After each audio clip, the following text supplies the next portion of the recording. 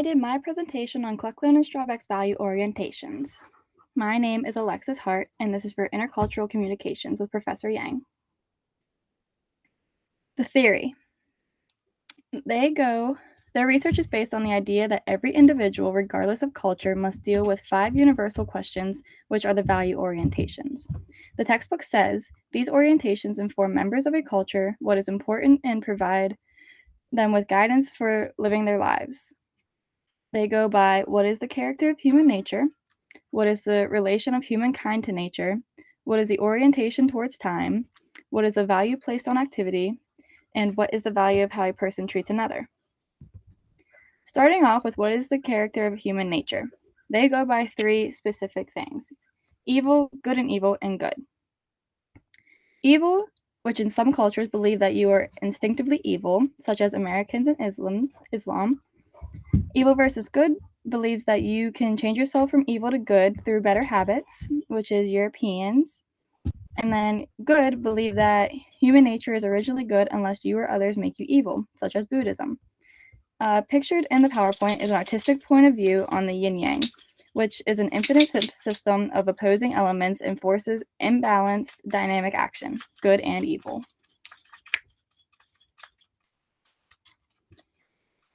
Next is what is the relation of humankind to nature?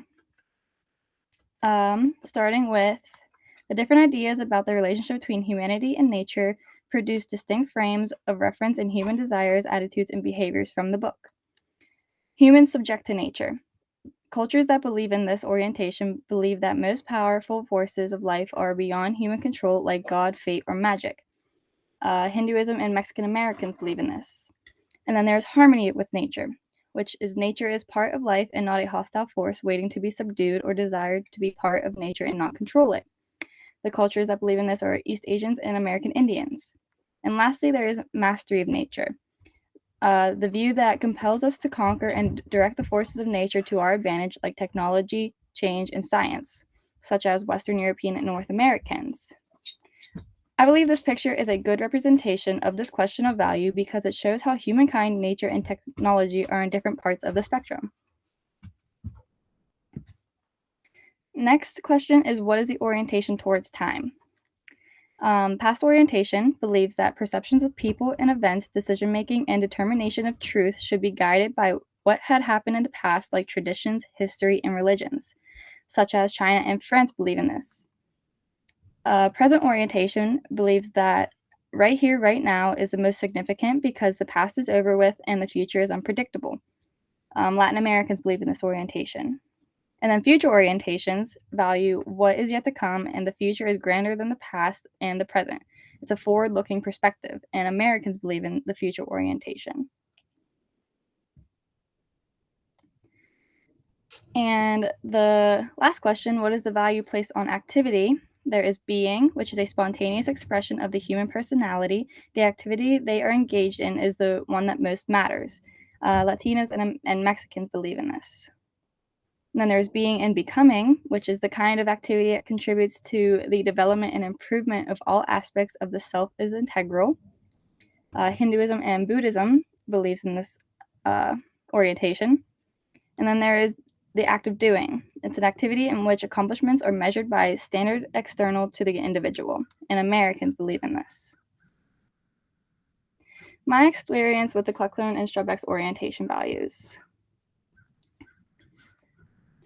I remember back when I was in elementary school, I always saw the big kids driving their cars home after school, and I always thought, I cannot wait until I'm old enough to be able to drive. And then I became old enough to drive, which here's a picture of me getting my first car. So then my next thought was seeing that year's class at graduation and thinking to myself, I cannot wait until I will be standing on the stage getting my diploma handed to me and presenting a speech, because I was also looking forward to becoming the class president because of all the hard work I was putting into my grades and my community. And then I graduated as class president and gave my speech about how I cannot wait for college.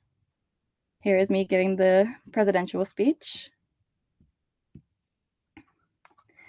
And now I'm in college, obviously, and my new thought is being excited to start my career in a profession that I love and am passionate about.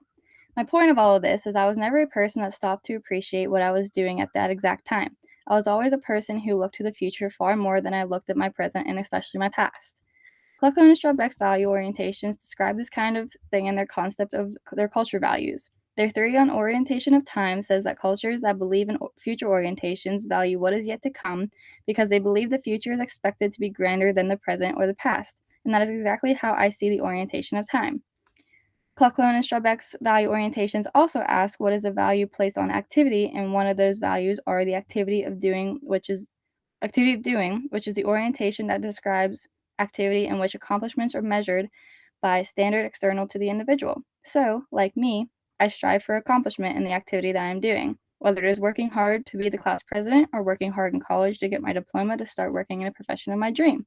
The accomplishment is always bigger than the activity itself in my eyes. In conclusion, Kleckler and Straubeck's value orientations may have been the first taxonomy of cultural orientations, but it's not the only orientations out there.